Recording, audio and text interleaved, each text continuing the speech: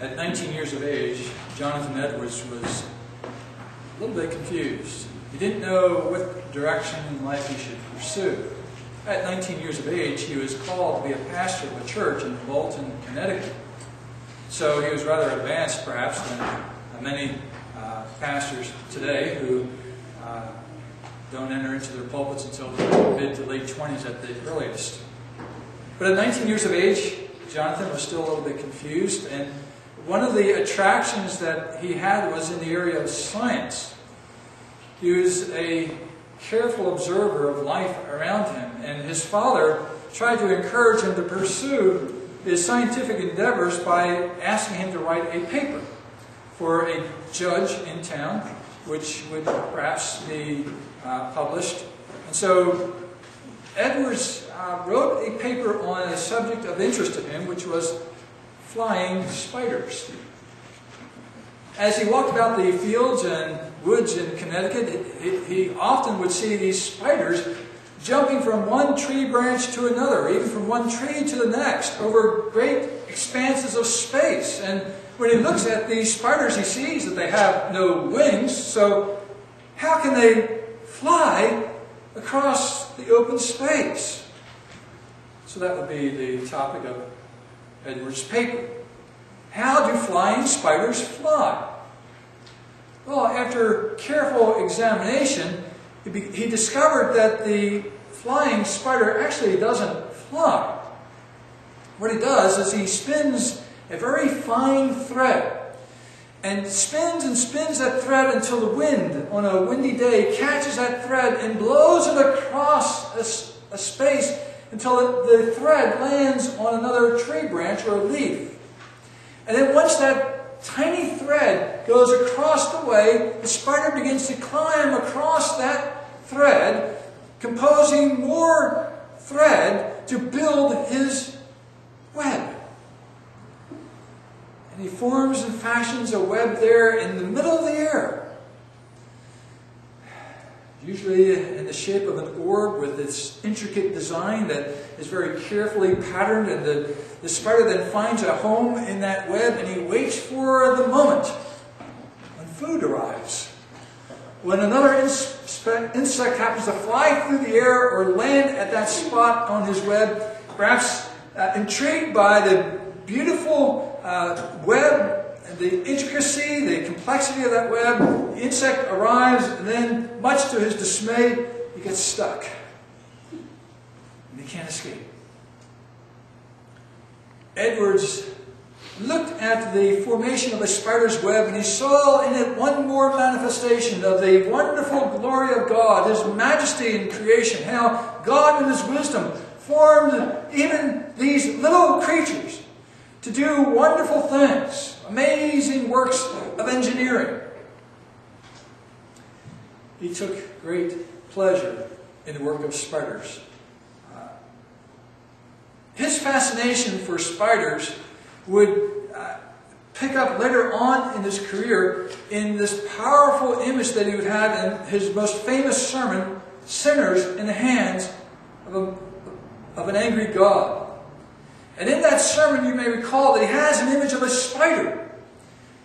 It's an image of a campfire at night where the fire is lapping up the logs and coals underneath it. And there is the spider hanging from the hand of God over the fire by this intricate little thread. And Jonathan Edwards has this picture of the spider just sitting in the air, and he likens that to the natural man who is hanging but by a thread. And at any moment, God may release that spider to its destruction. And he says, so it is with the natural man, the man who is outside of Christ. He ever lives at the mercy of God.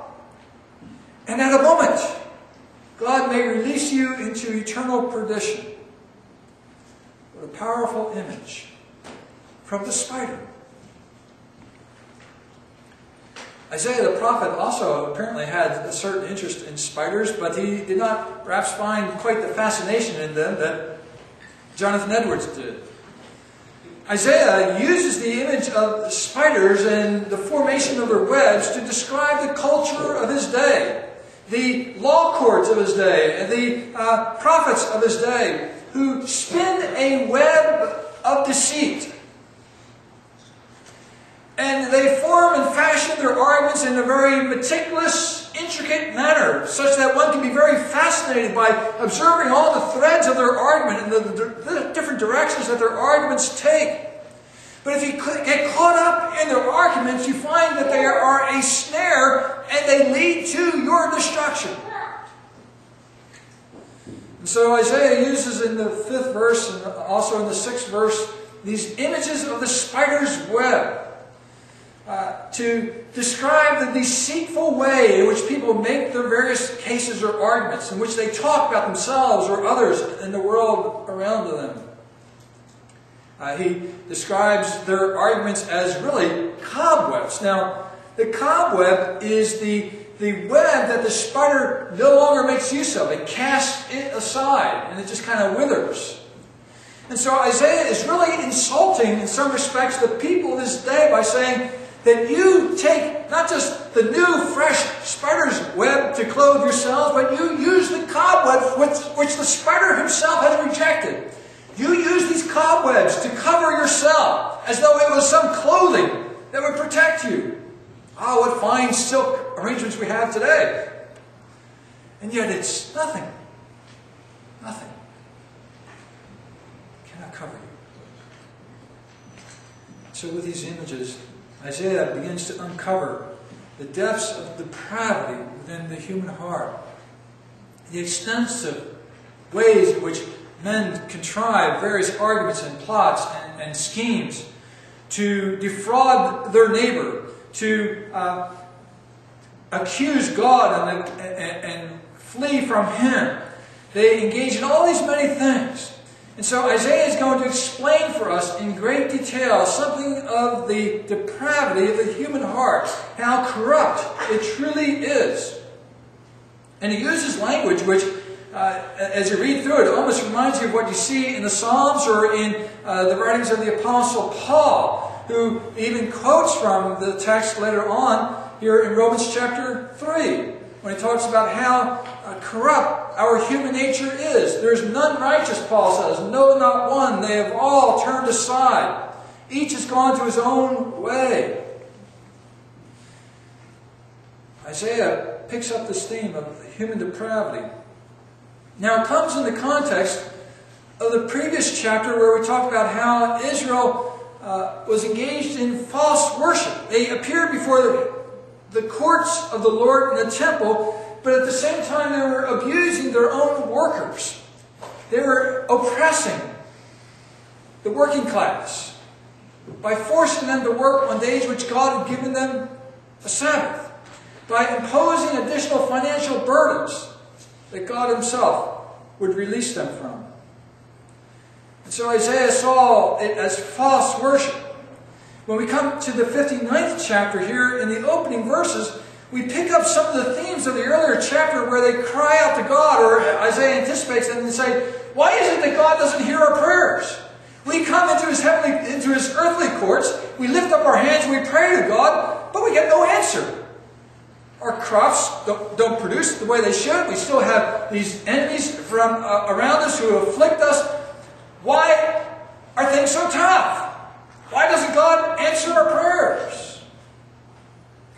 And from that they deduce that the fault is with God. His arm is too short. He cannot reach out and save. His ears are dull. He cannot hear. God is growing soft. God is growing old. He just cannot do what He used to do long ago in the times of Moses. And so, rather than looking at themselves and seeing their own sin, they look at God and say, the problem is with God. Isaiah steps in and he wishes to defend the glory and majesty of God. There's no problem with God. His arm is not shortened. In other words, God is not lacking in power to do His will. He is all-powerful. Nor is His ear dull. It's not that He doesn't understand or hear what we're trying to say, or that He's off at a distance and has to kind of come closer to hear us. No, God is omniscient. it's interesting to me that when Isaiah addresses this, if you will, pastoral concern on the part of this congregation, he does not do so much in developing an abstract theology of God. He does not say, well, you are making the point that God's arm is short. But don't you know that that's contrary to our definition of God? God is infinite. And so therefore his power has no end. God is omniscient. He doesn't go into a description of God's attributes so much and try to defend God in an intellectual fashion, arguing from assumptions and going to conclusions. He rather addresses the real problem in a pastoral way. The problem is with your heart. There's no problem with God and who He is and what He's able to do. The problem is with your human heart and the way that you are behaving. Your actions make it appear that God is weak like this, that He can't hear you. The fact of the matter is, He will not hear you. He will not act on your behalf because of your sin. And so in verse 2 and following, particularly verses 2 and 3, Isaiah points his finger directly at the congregation and says, you have sinned. It is your iniquities that have separated you from God. It's interesting when you look through the first 14 verses or so of the chapter. In verses 2 and 3, Isaiah makes use of the second person. This is getting a little technical. You have sinned, Isaiah says. He makes a direct application to his immediate audience. You are the ones who have sinned, and it's your sins that have separated you from your God. Then in verses 4 through 8, he uses the third person. They have all turned aside. They have become corrupt. They have their hands filled with all kinds of blood and wickedness. And so he begins to generalize. It's not just simply those who are in his immediate audience, but the whole nation, the whole community is caught up into this sin. This depraved nature has affected the whole of the culture. And then if you look at verses 9 and following, Isaiah, as it were, steps into this whole realm of depravity, this whole corrupt culture, and says, we, making use of the first person, we ourselves have sinned. We grope about like blind men. We're wandering along the wall. I felt like that this week with this vertigo. Got to keep my hand on the wall so I don't fall over.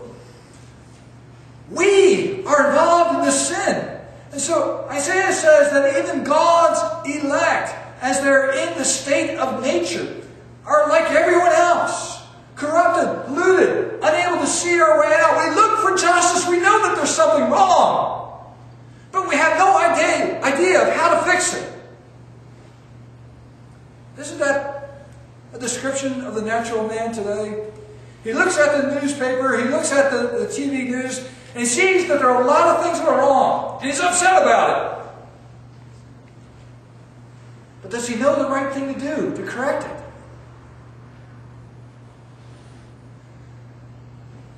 Isaiah describes in minute detail, in very vivid language, the corruption of the human heart.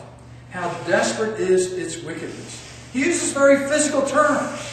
He talks about the hands being covered with blood, fingers filled with iniquity, the tongues speaking, the mouths speaking corrupt things, lies, and so forth. There are physical manifestations to this sin.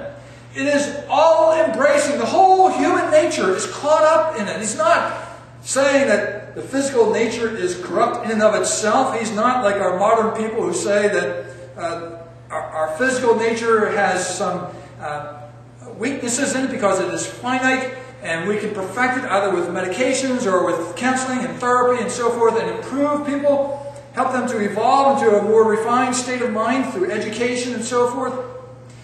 Isaiah is not viewing the world in these dualistic terms. Rather, he's saying that sin affects us completely. It's not simply within the heart. It expresses itself fully in the actions as well. Jesus made the same point in Matthew chapter 15, where he talks with the Pharisees, and they're complaining about not washing the hands. Jesus says it's not what comes into the body from the outside that corrupts, but that which comes out from the heart. and then expresses itself through the mouth and the actions and so forth. That's what corrupts a man. James in chapter 1 talks about how sin begins in the lust of our flesh, and then when the sin is conceived, gives birth, or lust conceives, gives birth to sin, and sin leads to death. There is a holistic approach here, a view of our sin. It affects the whole nature, not just a portion.